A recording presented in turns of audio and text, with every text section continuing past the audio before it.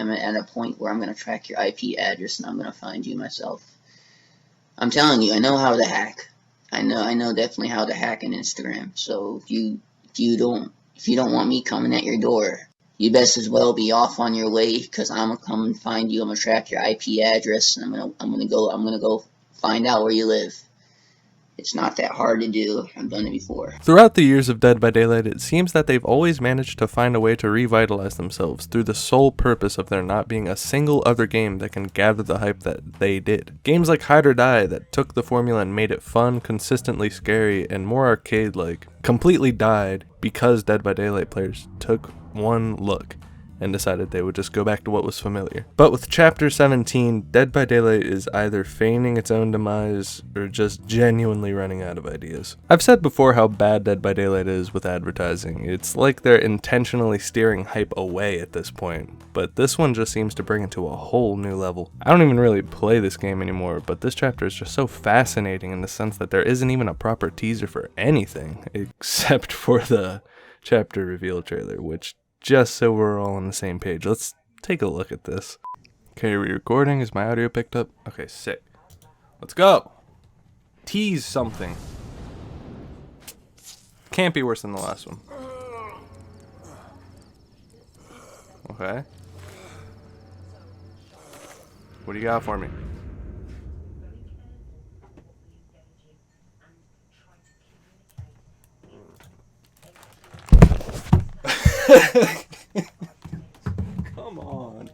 Come on, dude. I said it couldn't be worse. I mean, it showed someone. Now, maybe you're saying, hey, asshole, maybe they're gonna give the release trailer. Why don't you go back to being hard stuck Gold 1 in Valorant? To which I say, suck my whole cock and look at what you're getting in the new chapter. Some of the new killer perks slap pretty hot ass. One makes kicked gens force survivors to scream if they're touched.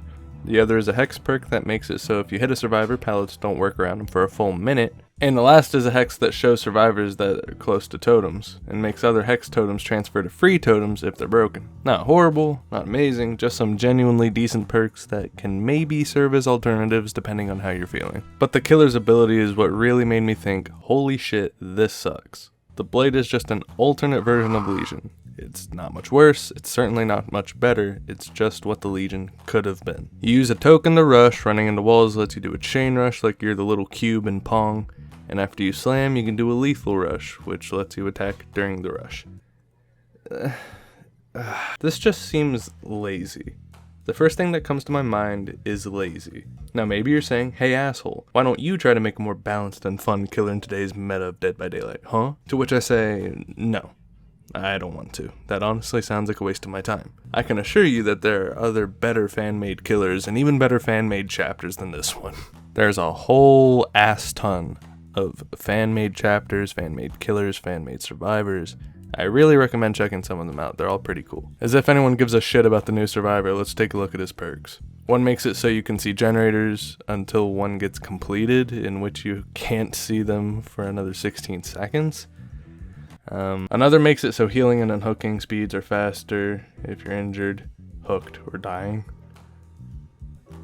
And the last one gives item recharges, up to half after 10 seconds. The item one is cool, I can see it being used in certain builds, but the other two are just, why? One of them already exists. Both of them already exist, actually, and they're better. This entire chapter is just the developers taking a hot, steamy, wet, cute shit on everyone who supports them. There'll be people who love this chapter for some reason, and more power to you. With a game like this, there should be a level of expectation that comes with each chapter, but with chapter 17, it just looks like they don't care. It really does. It looks like they're on a fiscal calendar, like they just want to get something out there. The perks are fine, some of them are reskins of other perks, just different, and the killer is boring. With the Silent Hill chapter, it was pretty damn cool. You had a bunch of different nods and references to the game that it came from, and while the perks, some of them sucked, at least they were kind of innovative. Kind of. Admittedly, the perks sucked. They were really bad. But they did manage to take advantage of the hype for Pyramid Head very well. This one, they don't advertise. They're clearly running out of ideas, and it just seems they're running on a fiscal calendar, like I said. I think this is the clearest chapter that has shown they're really just out for a buck. But that's just my thoughts on all of it. I'm interested to hear what other people have to say about this. Sure, the arguments of the chapter's not really out yet, and you don't even play the game anymore, what gives you the right to talk about it, fatty, will come. But those are pretty easily dismissible, honestly. If anyone has a genuinely different point of view than the one I'm clearly presenting to you, then I'd love to see it. Otherwise, I'm gonna be out, hopefully not for another couple month interval. I'll talk to you on the next one. Join the Discord if you haven't, and take care.